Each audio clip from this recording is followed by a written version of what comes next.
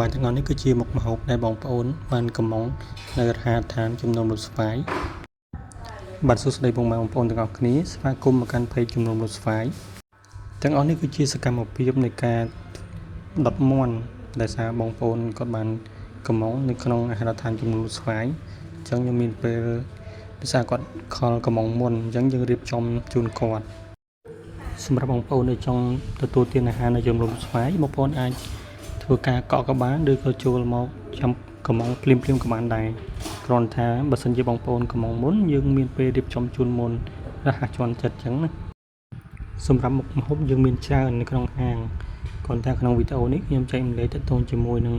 មាន់ដុតខ្ញុំបានដុតម្ដងនេះចំនួន4ក្បាលហើយនឹងមានមុខម្ហូបច្រើនទៀតគ្រាន់ថាមានដូចជាត្រីឆ្លូញមានដូចជាសម្លស្ងោរជ្រក់សម្លក់ហើយនឹងឆាបន្លែគ្រប់មុខសាច់គោជាពិសេសយើងមានគ្រឿងក្នុងឆាមួយតកួនហើយបើសិនបើបងប្អូនគឺជាមានកម្មវិធីជប់លៀងគោលកំណើតបងប្អូនអាចមកតាក់ទងនៅអាហារដ្ឋានជំនុំមលុបស្វាយបានហើយយើងនឹងរៀបចំកន្លែងជូនតាក់ទងលេខទូរស័ព្ទខ្ញុំបានដាក់នៅខាងលើស្រេចជាចុងក្រោយសូមថ្លែងអំណរគុណដល់ពុកម៉ែបងប្អូនតែងតែគាំទ្រនៅអាហារដ្ឋានជំនុំមលុបស្វាយតែងតែមកទទួលទានទីនេះផ្ទាល់ក៏ដូចជាវិកខ្ចប់តាមទីអាហារបានសូមអរគុណ